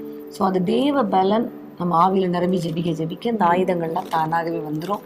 சத்ருவை ஐடென்டிஃபை பண்ணக்கூடிய கிருபையும் கர்த்தர் சேர்த்து கொடுத்துருவார். இன்னும் இந்த சாத்தானை எப்படி நம்ம வந்து துரத்துறதோ, எப்படி நம்ம எதிர்த்து நிற்கிறது என்று நம்ம பார்க்கும் பொழுது, ஆண்டவராக இயேசு கிறிஸ்து வாழ்ந்த நாட்களில் ஒரு சாத்தானை சீஷர்களால் துரத்த முடியாத இந்த சூழ்நிலையில் ஆண்டவரிடத்துல கேட்பாங்க, இது எங்களால் ஏன் கூடாமல் போயிற்று அப்படின்னு சொல்லும் பொழுது ஆண்டவர் சொல்லுவார், இவ்வகை பிசாசுகள் உபவாசத்திலும் ஜெபத்தினாலும் அன்றி வேற எவ்விதத்தினாலும் புறப்படாது என்று நம்ம பார்க்கிறோம். ஸோ வசனங்களை சொல்லி நம்ம ஜெபிக்கிறது ஒரு பக்கம், வசனங்களை சொல்லி எதிர்த்து நிற்கிறது ஒரு பக்கம், ஆண்டவருடைய நாமத்தை சொல்லி எதிர்த்து நிற்கிறது ஒரு பக்கம். இன்னொரு பக்கம் பார்க்கும் பொழுது உபவாசத்தினாலும் ஜெபத்தினாலும், உபவாச ஜெபம் நமக்கு மிகவும் அவசியமா இருக்கிறது. நிறைய நேரங்கள்ல குடும்பத்துல பலவிதமான போராட்டங்கள் சத்துரு கொண்டு வரும் பொழுது, பில்லி சூனிய கட்டுகளால் பாதிக்கப்படும் பொழுது கண்டிப்பா உபவாசம் பண்ணி நம்ம ஜெபிக்கும் பொழுது கர்த்தர் பெரிய மாற்றத்தை கர்த்தர் கொண்டு வருவார். ஆமீன். ஸோ நீங்க மறந்துடாதீங்க, ஆண்டவர் சொன்ன ஆலோசனை, இந்த பிசாசு வெளியே போகணுன்னா கண்டிப்பா உபவாசம் பண்ணணும். அதுலேயும் பர்டிகுலராக ஆண்டவர் சொல்லுகிறார், ஊமையும் செவிடுமான ஒரு ஆவி. நம்ம என்னதான் சொன்னாலும் கீழ்ப்படியாத சில ஆவிகள் இருக்கும் இல்லையா? பைபிள் வாசி, ஜெபம் பண்ணு, எவ்வளோ சொன்னாலும் கீழ்ப்படிய மாட்டாங்க. இந்த பாதையில் போகாத, அதை செய்யாத, இதை செய்யாத, அங்கே போகாதன்னா அதுக்கும் கீழ்ப்படிய மாட்டாங்க. இதுதான் ஊமையும் செவிடுமான ஆவி. இந்த ஆவிகள் நம்ம குடும்பத்துல நிறைய பேருக்குள்ள செயல்படுகிறது இருக்கும் நான் நினைக்கிறேன். இந்த ஆவிகளை துரத்துறதுக்கு கண்டிப்பா உபவாச ஜெபம் அவசியம். ரட்சிக்கப்படாத பிள்ளைகள், ரட்சிக்கப்படாத குடும்பத்தினர் இருந்தா நீங்க வாரத்துல ஒரு நாளாவது உபவாசம் பண்ணி ஜெபம் பண்ணி பாருங்க, கர்த்தர் பெரிய காரியங்களை செய்வார். ஆமென். இன்னும் எப்படி இந்த சாத்தானை நம்ம மேற்கொள்கிறது, எப்படி இந்த சாத்தானோட நம்ம டீல் பண்றது அப்படின்னு பார்க்கும் பொழுது 1 பேதுரு 5ஆம் அதிகாரம் 8ஆம் வசனத்தை நான் வாசிக்கிறேன். தெளிந்த புத்தி உள்ளவர்களாய் இருங்கள், விழித்திருங்கள், ஏனெனில் உங்கள் எதிராளியாகிய பிசாசானவன் கெர்ச்சிக்கிற சிங்கம் போல எவனை விழுங்கலாமோ என்று வகை தேடி சுற்றி திரிகிறான். விசுவாசத்தில் உறுதியாய் இருந்து அவனுக்கு எதிர்த்து நில்லுங்கள். உலகத்தில் உள்ள உங்கள் சகோதரிடத்திலே அப்படிப்பட்ட பாடுகள் நிறைவேறி வருகிறதென்று அறிந்திருக்கிறீர்களே. தெளிந்த புத்தி உள்ளவர்களாக இருங்கள் அப்படின்னு சொல்லும்போது ஒரு கிளியர் மைண்ட் இருக்கணும். எதை நம்ம செய்கிறோம், இது செய்கிறது கரெக்டான காரியமா நம்ம செய்கிறோமா, இல்லை இது பிசாசின் காரியமா என்பதை நம்ம அறிந்து செயல்பட நம்ம அழைக்கப்படுகிறோம். இந்த தெளிந்த புத்தியை பார்க்கும் பொழுது நம்ம பைபிள் வாசிக்க தான் இந்த தெளிந்த புத்தி வரும். பைபிள் வாசிக்க கண்கள் கிளியர் ஆகிறத நம்ம பார்க்கிறோம். அடுத்தது அந்த அதே வசனத்துல பார்க்கிறோம், விழித்திருங்கள். ஸோ விழித்திருங்கள் அப்படின்னாலே விழித்திருந்து ஜெபம் பண்ணணும்னு அர்த்தம். ஒரு பக்கம் ஸ்பிரிட்ல விழித்திருக்கணும், பிசாசு வந்துடக்கூடாது, அவனை எதிர்த்து நிற்கணுங்கிற அந்த ஒரு அலர்ட் எப்பவுமே நம்ம மைண்ட்ல இருக்கணும். அடுத்தது ஜெபம் பண்ணணும், நல்லா விழித்திருந்து ஜெபம் பண்ணணும். பிசாஸ் நான் ஏற்கனவே நம்ம சொன்னது போல பேதுரு விழித்திருந்து ஜெபிக்காததுனால தான் அவன் பிசாசுக்கு இடம் கொடுத்துட்டான். ஆண்டவர் ரொம்ப அழகா கேட்கிறார், 1 மணி நேரமாவது என்னோடு கூட விழித்திருந்து ஜெபிக்க கூடாதா? அதே போல கடைசி நாட்கள்ல வந்துட்டோம், நிறைய அடையாளங்கள் வந்துகிட்டு இருக்கு. இந்த அடையாளங்கள்லாம் நம்ம தப்பி மனுஷகுமாரனுக்கு முன்பாக நிற்கணும். பிசாசு நம்மளை கீழே இழுக்க வகை தேடுவான். ஆனால் நம்ம அதை தப்பணும், ஆண்டவருடைய சமூகத்தில் நிற்கணும்னா கண்டிப்பாக ஜெபம் பண்ணி விழித்திருக்கணும் என்று நம்ம வேதத்தில் பார்க்கிறோம். 9ஆம் வசனத்துல விசுவாசத்தில் உறுதியாயிருந்து அவனுக்கு எதிர்த்து நில்லுங்கள். ஸோ விசுவாசமாயிருந்துன்னு சொல்லலை, விசுவாசத்தில் உறுதியாயிருந்து. அடிக்கடி விசுவாசத்தை விடக்கூடிய பல சந்தர்ப்பங்கள் வரும். விசுவாசத்துல நிலைத்து நிற்க முடியாதபடிக்கு பல போராட்டங்கள் வரும். ஆனா அந்த நேரத்துல விசுவாசத்துல உறுதியா இருந்தாதான் பிசாசுக்கு எதிர்த்து நிற்க முடியும். இதுக்கு ஒரு நல்ல ஒரு எக்ஸாம்பிள் என்னன்னா பேதுரு தான். ஆண்டவர் சொல்லுவாரு, பிசாசு உன்னை சுலகினால புடைக்கும்படி என்னிடத்துல கேட்டுக்கொண்டான், நானும் உன் விசுவாசம் ஒளிந்து போகாதபடி உனக்காக வேண்டிக் கொண்டேன்னு சொல்றாரு. அப்போ பிசாசு விசுவாசத்தை தூக்கி போட்டுட்டு ஈஸியா அவனை புடைச்சி தூக்கி போட்டுடலாம் அப்படின்னு நினைச்சான். ஆனா ஆண்டவர் சொல்லுறாரு, நமக்காக வேண்டுதல் செய்கிறாரு. எப்படின்னா விசுவாசம் ஒளிந்து போகக்கூடாது. அப்படின்னா விசுவாசம் ஸ்ட்ராங்கா இருக்கணும். ஒவ்வொரு நாளும் ஆண்டவரே எங்களுடைய விசுவாசத்தை வர்த்திக்க பண்ணுங்க, விசுவாசத்துல எங்களை தைரியப்படுத்துங்க, விசுவாசத்துல நிலைத்து நிற்கணும் அப்படின்னு நம்ம சொல்லணும். அப்ப விசுவாசம் எப்படி வரும்?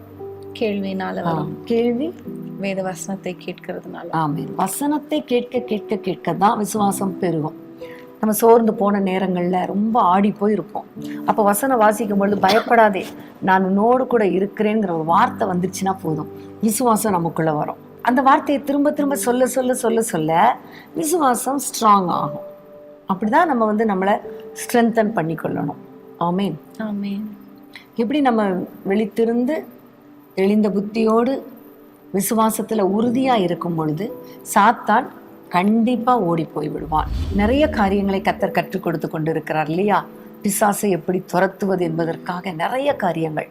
இன்னும் ஒரு காரியத்தை நம்ம பார்க்க போறோம். மத்தேயு 12ஆம் அதிகாரம் 29ஆம் வசனம். அன்றியும் பலவானை முந்தி கட்டினான் ஒழிய பலவானுடைய வீட்டுக்குள் ஒருவன் புகுந்து அவன் உடைமைகளை எப்படி கொள்ளையிடக்கூடும்? கட்டினானே ஆகில் அவன் வீட்டை கொள்ளையிடலாம்.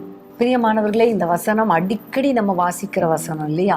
நம்ம கர்த்தரிடத்திலிருந்து ஆசீர்வாதத்தை பெற்றுக்கொள்வதற்கும் பிசாசை நம்ம எதிர்த்து நிற்பதற்கும் முக்கியமான ஒரு காரியம் என்னன்னா, இந்த பிசாசின் கிரியைகளை கட்டி ஜெபிக்க வேண்டும், கட்ட வேண்டும். ஆமேன். ஒவ்வொரு நாளும் ஜெபத்துல இந்த பிசாசு நம்ம குடும்பத்துக்குள்ள நுழையாதபடிக்கு நம்ம கட்டி ஜெபிக்கும் பொழுது கண்டிப்பா நம்முடைய வீடு பத்திரப்பட்டிருக்கும், நம்முடைய வீடு பாதுகாக்கப்பட்டு இருக்கும். ஆமேன். அவன் எந்த காரியங்களையும் கொள்ளையடிச்சிட்டு போக முடியாது. அருமையான ஆத்துமாக்களை அவன் கொள்ளையடிக்க முடியாது. இதே மாதிரிதான் இன்னொரு வசனமும் இருக்கிறது. லூக்கா 11:21. ஆயுதம் தரித்த பலவான் தன் அரண்மனையை காக்கிற போது அவனுடைய பொருள் பத்திரப்பட்டிருக்கும். இந்த வசனத்தின்படி நம்ம ஆயுதம் தரிக்கிறதுக்கு கர்த்தர் கிருபை பாராட்டினார். அந்த ஆயுதம் தரிக்கிறவர்களாக மாத்திரமல்ல, நம்முடைய வீட்டுக்கு முன்பாக இருந்து பாதுகாக்கணும், நம்முடைய குடும்பத்துக்கு முன்பாக இருந்து பாதுகாக்கணும். பலவானை முந்தி கட்டணும், அவனுடைய கிரியைகளை அழிக்கணும். இப்படி அழித்து அழித்து ஜெபிக்க ஜெபிக்க நம்முடைய வீடு, நம்முடைய குடும்பம், நம்முடைய ஆவிக்குரிய வாழ்க்கை, நம்முடைய சிந்தை எல்லாவற்றிலும் ஒரு பாதுகாப்பை கர்த்தர் கொடுப்பார். சாத்தான் உள்ள நுழையவே முடியாது. ஆமேன். இன்னொரு வசனத்தை நம்ம வாசிக்கலாம். மத்தேயு 12:44. நான் விட்டு வந்த என் வீட்டுக்கு திரும்ப போவேன் என்று சொல்லி அங்கே அந்த வீடு வெறுமையாகவும் பெருக்கி ஜோடிக்கப்பட்டதாகவும் இருக்க கண்டு, அடுத்த வசனம், திரும்பி போய் தன்னிலும் பொல்லாத வேறு 7 ஆவிகளை தன்னோட கூட்டிக் கொண்டு உட்புகுந்து அங்கே குடியிருக்கும். அப்பொழுது அந்த மனுஷருடைய முன்னிலைமையிலும் அவன் பின்னிலைமை அதிக கேடுள்ளதா இருக்கும். அப்படியே இந்த பொல்லாத சந்ததியாருக்கும் சம்பவிக்கும் என்றார். இந்த சம்பவம் எல்லாருக்குமே நல்லா தெரியும். அசுத்தாவிய ஆண்டவர் ஒரு மனுஷனை விட்டு துரத்துகிறார். இப்போ நம்ம ஜெபம் பண்ணி ஆயுதம் தரித்து பாதுகாத்து முந்தி கட்டி நல்லா பிசாசுக்கு இடம் கொடாமல் இருந்து அவனை எதிர்த்து தேவனுக்கு கீழ்ப்படிந்து நம்ம பரிசுத்தமாக வாழ்ந்து பிசாசை துரத்தியாச்சு. அப்போ அசுத்தாவி வெளியே போயிடுச்சு. அதுக்கப்புறம் பார்த்தா அந்த அசுத்தாவி வெளியே போய் என்ன செய்யுமா? இளைப்பாறுதல் தேடுமா, சுற்றி தெரியுமா. அப்போ அங்கே போகும்போது அதுக்கு ஒரு கம்ஃபர்டபுள் ஒரு இடம் இல்லை அப்படி நினைக்கும் போது திரும்பி நான் ஏற்கனவே இருந்த என் வீட்டுக்கு போவேன்னு திரும்பி வரும் பொழுது இந்த வீடு பெருக்கி இருக்கிறது, ஜோடிக்கப்பட்டு இருக்கிறது, நீட்டா இருக்குது. அதாவது ரட்சிக்கப்பட்ட வீடு இல்லையா? ஆனா அது வெறுமையா இருக்கிறதை கண்ட உடனே ரட்சிக்கப்பட்டதுனால உள்ள நுழைய முடியாது, ஆனா இது வெறுமையா இருக்கிறதுனால நம்மளை விட பொல்லாத 7 பிசாசை கூட்டிட்டு வந்துட்டா ஈஸியா உள்ள நுழைஞ்சிடலான்னு சொல்லிட்டு உள்ள நுழைஞ்சிரும். அப்படி உள்ள நுழைஞ்சிட்டா அதோடைய பின்னிலைமை ரொம்ப மோசமா இருக்கும் என்று சொல்லப்பட்டு இருக்கிறது. ஸோ இதுல இருந்து நம்ம அறிந்து கொள்கிற காரியம் என்னன்னா, நம்ம வெறுமையா இருக்க கூடாது. அப்ப வெறுமையா இருக்கக்கூடாதுன்னா ஆவியில நிரம்பி ஜெபித்து கொண்டே இருக்கணும். ஆவியானவர் எப்பவும் உள்ள இருக்கணும். ஆவியானவரை துக்கப்படுத்தக்கூடாது. அடுத்தது வசனங்களால நம்ம நிரப்பப்பட்டு இருக்கணும். ஆவிக்குரிய அத்தனை ஆசீர்வாதங்களினால, வரங்களினால, வசனங்களினால நிரப்பப்பட சத்துரு உள்ள நுழையவே முடியாது. 7 பிசாசை கூட்டிட்டு வந்தாலும் உள்ள நுழைய முடியாது. ஆனா நீங்க நல்லா ரட்சிக்கப்பட்டுட்டு அமைதியா உட்கார்ந்துருந்தா, வெறுமையா உட்கார்ந்துருந்தா கண்டிப்பா பிசாசு இன்னும் பொல்லாத ஆவியோடு வந்துருவான். ஸோ இன்னைக்கு ஆண்டவர் அழகாய் நமக்கு கற்றுக் கொடுத்திருக்கிறார். பிசாசை எப்படி துரத்துவது, பிசாசினிடத்திலிருந்து எப்படி நம்மை பாதுகாப்பது, பிசாசு உள்ள நுழையும் போது என்னென்ன பிரச்சனைகள் எல்லாவற்றையும் கற்றுக் கொடுத்திருக்கிறார். ஆமீன். நிச்சயமாகவே இந்த வேததான நேரம் ரொம்ப பிரயோஜனமாக இருந்தது. சாத்தான் யூதாஸ் காரியத்துக்குள்ள உட்புகுந்தான் என்ற வசனத்தை வைத்து நம்ம எவ்வளோ காரியங்களை நம்ம தியானித்திருக்கிறோம். எப்படிப்பட்ட சூழ்நிலைகள்ல பிசாசு நுழைந்தான் என்பதை நம்ம பார்த்தோம். ஏவாளுடைய வாழ்க்கையில இச்சையினால உள்ள நுழைந்தான் என்று பார்த்தோம். பொறாமையினால காயினுடைய வாழ்க்கையில, பெருமையினால சீமோனுடைய வாழ்க்கையில, பண ஆசையினால அனனியா சப்பிராள் மற்றும் கியாசியுடைய வாழ்க்கையில நுழைந்தான் என்று பார்த்தோம் என்பதை நம்ம பார்த்தோம். எப்படி நம்ம அந்த பிசாசை நம்ம வாழ்க்கையில இருந்து துரத்தணும், இல்ல எப்படி அந்த உட்புகுதலை நம்ம தடுக்கணும் என்று பார்க்கும் பொழுது பிசாசுக்கு நம்ம இடம் கொடுக்க கூடாது என்பதை நம்ம பார்த்தோம். பிசாசுக்கு இடம் கொடுக்காம நம்ம எதிர்த்து நிற்கிறவர்களா இருக்கணும். எதிர்த்து நிற்க நம்மளுக்கு வெப்பன்ஸ் தேவை, நம்மளுக்கு போர் ஆயுதங்கள் தேவை. அது நம்மளுடைய மாம்சத்துக்கு ஏற்றவைகளா இல்லாம அரண்களை நிர்மூலமாக்குகிறதற்கு தேவ பலமுள்ளதா இருக்கிறது. மாம்சத்தோடும் இரத்தத்தோடும் நமக்கு போராட்டம் இல்லை, ஆனா ஆவியில நம்மளுக்கு போராட்டம் உண்டு என்பதை நம்ம அறிந்து கொண்டோம். ஸோ அந்த நம்மளுடைய ஆவிக்குரிய வாழ்க்கையை எக்யூப் பண்ணணும். அபிஷேகத்தினால நிரப்பப்பட்டிருக்கணும், வசனத்தினால நிரப்பப்பட்டிருக்கணும் என்பதெல்லாம் பார்த்தோம். ஆண்டவராகிய இயேசு கிறிஸ்துவே சாத்தானை வசனத்தின் மூலமாக துரத்தினார் என்பது நம்மளுக்கு தெரியும். அதே போல நமக்கு ஒரு கிளியர் மைண்ட் இருக்கணும். தெளிந்த புத்தியோடு விசுவாசத்தோடு நம்ம நடந்து கொள்ளணும் என்று நம்ம பார்த்தோம். அதே போல உபவாச ஜெபத்தினால பிசாசுகளை துரத்த முடியும் என்றதை நம்ம அறிந்து கொண்டோம். இன்னும் நம்ம பார்க்கும் பொழுது பலவானை முந்தி கட்டணும். அந்த ஆயுதம் அணிந்த பலவானை, நமக்கு விரோதமாக வருகிற அந்த பலவானை முந்தி கட்டும் பொழுது ஆவியானவர் நமக்கு விடுதலையை, வெற்றியை தருவார் என்பதை நம்ம அறிந்து கொண்டோம். அது மாத்திரமல்ல, வெறுமையா இருக்கிற சூழ்நிலைகள்ல சாத்தான் உட்புகிற வகை தேடுவான் என்பதை நம்ம அறிந்து கொண்டோம். தனிமையா இருக்கும் பொழுது வேத வசனங்களை வாசித்து ஆண்டவருக்குள்ள உங்களை நீங்கள் திடப்படுத்திக் கொள்ளுங்க. தனிமையான நேரங்கள்ல, அநேக நேரங்கள்ல சாத்தான் மனுஷர்கள் மூலமாக, தேவையில்லாத பழக்க வழக்கங்கள் மூலமாக நம் வாழ்க்கையில உட்புகிற வகை தேடுவான். எவனை விழுங்கலாம் என்று சுற்றி திரிகிற கெட்சிக்கிற சிங்கத்தை போல, திருடனை போல கொல்லவும் திருடவும் அவன் வகை தேடிக் கொண்டிருக்கிற இந்த கடைசி நாட்கள்ல ஆண்டவருடைய பிள்ளைகளாய் இருந்து ஆண்டவருக்கு விருப்பமான வாழ்க்கை வாழ்ந்து சாத்தானுக்கு எதிர்த்து நின்று அவனுக்கு இடம் கொடுக்காம அவனை கட்டி ஜெபிக்கிறவர்களாய் நம்ம மாற இன்னைக்கு நம்ம ஒப்பு கொடுத்து நம்ம ஜெபிக்கலாமா? உண்மைதான். கர்த்தருக்கு ஸ்தோத்திரம். நம்ம ஜெபிக்க போறோம். அதற்கு முன்பாக நான் ஒரு வாக்குத்தத்தத்தை உங்களுக்காக நான் வாசிக்க விரும்புகிறேன். சங்கீதம் 144:14. எங்கள் எருதுகள் பலத்தவைகளாய் இருக்கும், சத்துரு உட்புகுதலும் குடியோடி போகுதலும் இராது, எங்கள் வீதிகளில் கூக்குரலும் உண்டாகாது. அதே மாதிரி இன்னொரு வசனத்தையும் வாசிப்போம். நாகும் 1:15. இதோ சமாதானத்தை கூறுகிற சுவிசேஷனுடைய கால்கள் மலைகளின் மேல் வருகிறது.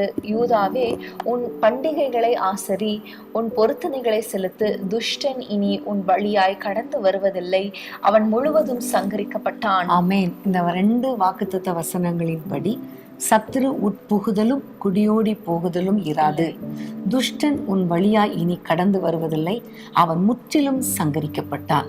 இந்த 2 வசனத்தின்படி உங்க குடும்பங்களுக்கு விரோதமாய் வருகிற எல்லா சத்ருவின் கிரியைகள், இன்னும் துஷ்ட ஆவிகள் எல்லாவற்றையும் கர்த்தர் அழித்து போட்டு முற்றிலும் சங்கரித்து போட்டு உங்களை கர்த்தர் நிச்சயமாய் ஆசீர்வதிப்பார். நீங்கள் நம்ம கேட்ட வசனங்களின்படி நீங்கள் விசுவாசத்தில் தைரியமாக இருந்து எதிர்த்து நின்று ஆயுதங்களோடு கூட அவருக்கு அவனுக்கு எதிராக நீங்கள் செயல்படும் பொழுது சத்துரு கம்ப்ளீட்டாக அழிக்கப்பட்டு விடுவான். இனி உங்கள் குடும்பத்தில் அவன் நுழையவே முடியாது, நுழைந்து பலவிதமான பிரச்சனைகளை கொண்டு வரவே முடியாது. ஆமேன். நம்ம ஜெபிக்கலாமா? அன்பின் ஆண்டவரே, உம்மை நன்றியோடு நாங்கள் ஸ்தோத்திரிக்கிறோம் அப்பா. இந்த வேளையிலே கர்த்தாவே, நீர் கற்றுக் கொடுத்த அத்தனை பாடங்களுக்காக உமக்கு ஸ்தோத்திரம் அப்பா. உம்முடைய வேதத்தின் மகத்துவங்களை ஆண்டவரே எங்களுக்கு எழுதி கொடுத்திருக்கிறீர் அப்பா. அதன்படி வாழ எங்களுக்கு கிருபை கொடுங்கப்பா. இன்றைக்கு பிசாசின் கிரியைகளை நாங்கள் அறிந்து கொள்ளவும், பிசாசு எப்படி ஒரு குடும்பத்துக்குள்ளே நுழைந்து ஆண்டவரே கிரியை செய்கிறான் என்பதை அறிந்து கொள்ள கர்த்தர் கொடுத்த கிருபைக்காக ஸ்தோத்திரம். அதை எதிர்த்து நிற்பதற்கு, அதை துரத்துவதற்கு ஆண்டவரே தேவையான ஆலோசனைகளையும் எங்கள் ஒவ்வொருவருக்கும் கொடுத்ததற்காக உமக்கு ஸ்தோத்திரம் அப்பா. ஆண்டவரே, இந்த நேரத்திலே கர்த்தாவே ஒவ்வொரு குடும்பங்களையும் கரத்தில் ஒப்பு கொடுக்கிறோம். சத்துரு பல விதங்களில மனிதர்கள் மூலமாகவோ ஆண்டவரே பொல்லாத ஆண்டவரே பண ஆசையின் மூலமாகவோ மற்றும் நிறைய காரியங்கள் மூலமாக ஆண்டவரே ஒவ்வொரு குடும்பத்துக்குள்ளே நுழைந்து அவர்களை வேதனைப்படுத்துகிறான் அப்பா. இப்பொழுது இடம் கொடுத்து விட்டால் பின்பாக அவருடைய ஆண்டவரே வாழ்க்கையில ஒரு பெரிய மாற்றம், ஒரு பெரிய கஷ்டத்தை அனுபவித்துக் கொண்டிருக்கிறார்கள் அப்பா. இந்த நேரத்தில் இந்த பிசாசை துரத்துவதற்காக கர்த்தர் எங்களுக்கு கற்றுக் கொடுத்த எல்லா ஆலோசனைகளின் படி நாங்கள் ஒவ்வொருவரும் ஜெபிக்க, ஆண்டவரை ஜெயம் எடுக்க கர்த்தர் கிருபை கொடுக்க வேண்டும் என்று ஜெபிக்கிறோம். ஒவ்வொரு குடும்பங்களை விட்டும் பிசாசின் கிரியைகள் அழிக்கப்படுவதாக. மந்திரவாத கிரியைகள், ஆண்டவரை பில்லிசூனிய கட்டுகள், சத்ருவின் தந்திரங்கள் ஒன்றும் ஒரு குடும்பத்துக்குள்ளேயும் நுழைய முடியாது ராஜா. கர்த்தர் வேலி அடைப்பீராக. சத்ரு ஆண்டவரை குடும்பங்களை கொள்ளை கொள்ளாதபடிக்கு, ஆத்துமாக்களை திருடாதபடிக்கு, ஆண்டவரை பொருளாதாரத்தை திருடாதபடிக்கு, சுகத்தையும் ஆரோக்கியத்தையும் சமாதானத்தையும் திருடாதபடிக்கு ஏசப்பா நீங்க பாதுகாத்து கொள்ளுங்க. இரத்த கோட்டைக்குள் பிள்ளைகளை வைத்துக் கொள்ளுங்க. சத்ருவின் கண்களுக்கு விலக்கி காத்து கொள்ளுங்க. இயேசுவின் இரத்தத்தினால் உடைய பிள்ளைகளை ஆசீர்வதிப்பீராக. ஆண்டவரே உமக்கு ஸ்தோத்திரம் அப்பா. ஆண்டவரே உடைய பிள்ளைகள் ஆயுதங்களை அணிந்து கொண்டு ஆண்டவரை ஞானமாய் செயல்பட, விழித்திருக்க, பிசாசுக்கு எதிர்த்து நிற்க, உபவாசித்து ஜெபிக்க நம்முடைய பிள்ளைகளுக்கு கிருபை கொடுப்பீராக. சத்ருவின் சகல தந்திரங்களையும் நாங்கள் அறிந்து ஆண்டவரை அவனை எதிர்த்து நிற்கும் பொழுது கர்த்தர் மகிமையான காரியங்களை செய்வீராக. ஒவ்வொரு குடும்பத்துக்குள்ளும் சத்ரு உள்ள நுழைய முடியாதப்பா. சத்ரு இவர்கள் வழியாக கடந்து வர முடியாதப்பா. அவனை முற்றிலும் சங்கரித்து போடுவீராக, முற்றிலும் சங்கரித்து போடுவீராக. உம்முடைய கரத்துக்குள் ஒப்பு கொடுக்கிறோம். உம்முடைய பிள்ளைகள் வாழ்ந்து சுகமாய் இருக்கட்டும், நிம்மதியாய் வாழட்டும். சத்ரு இவர்கள் எல்லையிலிருந்து வெளியேறட்டும் என்று நாங்கள் ஜெபிக்கிறோம். நீரே பொறுப்படுத்திக் கொள்ளும் ஆண்டவரை. சத்ரு தடை பண்ணி வைத்திருக்கிற எல்லா ஆசீர்வாதங்களையும் உம்முடைய பிள்ளைகளுக்கு கொடுத்து உம்முடைய பிள்ளைகளை சந்தோஷப்படுத்துவீராக. இயேசுவின் நாமத்தில் ஜெபிக்கிறோம் பிதாவே. ஆமென், ஆமென். பிரியமானவர்களே, இன்றைக்கும் இந்த வேத தியான நேரம் உங்களுக்கு ஆசீர்வாதமாக இருந்திருக்கும். அநேக காரியங்களை கற்றுக்கொண்டிருப்பீங்க என்று நாங்கள் விசுவாசிக்கிறோம். நம்ம இன்னைக்கு கற்றுக்கொண்ட காரியங்களை எழுதி வைத்து ஒவ்வொரு நாளும் இதை வைத்து ஜெபம் பண்ணுங்க. சத்ரு நம்ம வாழ்க்கையில், நம்ம குடும்பத்தில், நம்ம ஃபேமிலிக்குள்ள, நம்மளோட வீடுகளுக்குள்ள நுழையாதபடிக்கு ஒவ்வொரு நாளும் நம்ம ஜாக்கிரதையாக இருந்து நம்ம ஜெபித்து ஆண்டவருடைய பிள்ளைகளாய், வெளிச்சத்தின் பிள்ளைகளாய், ஒளியின் பிள்ளைகளாய் வாழ ஆண்டவர் நமக்கு கிருபை செய்வார். ஆமென். கர்த்தர் உங்கள் ஒவ்வொருவருடைய குடும்பத்தையும் கர்த்தர் ஆசீர்வதித்து சத்ருவின் கிரியைகளை அழித்து போட்டு ஒரு ஜெயமுள்ள சந்தோஷமான இளைப்பாறுதலான வாழ்க்கை வாழ கர்த்தர் உங்கள் ஒவ்வொருவருக்கும் கிருபை கொடுப்பாராக. ஆமென். God bless you. மீண்டும் அடுத்த வாரம் உங்களை நாங்கள் சந்திக்கிறோம். பிரியமானவர்களே, நாளை இரவு ஞாயிற்றுக்கிழமை இரவு 9:30 மணிக்கு இரவு ஜெபம் இருக்கிறது. நீங்கள் அதில் கலந்து கொள்ளும்படி உங்களை அன்புடன் கேட்டுக்கொள்கிறோம். 1 மணி வரைக்கும் தான் இந்த இரவு ஜெபம். ஸோ டக்குன்னு முடிஞ்சிரும். குடும்பமாக கலந்து கொண்டு ஆசீர்வாதங்களை பெற்றுக்கொள்ளுங்கள். அன்பான தேவனுடைய பிள்ளைகளே, இச்செய்தி உங்களுக்கு மிகுந்த ஆசீர்வாதமாக இருந்ததென்று நாங்கள் நம்புகிறோம். தொடர்ந்து எங்கள் செய்திகளை கேட்டு கர்த்தருக்குள் ஆசீர்வதிக்கப்பட ஜீசஸ் மீட்ஸ் மினிஸ்ட்ரீஸ் என்கிற எங்கள் யூடியூப் சேனலை சப்ஸ்கிரைப் செய்யுங்கள். மேலும் உங்கள் ஜெப உதவிக்கு எங்களோடு நீங்கள் தொடர்பு கொள்ள வேண்டிய தொலைபேசி எண் 9842252836 மற்றும் 7299546363. Email gpsrobinson@hotmail.com. கர்த்தர் உங்களை ஆசீர்வதிப்பாராக.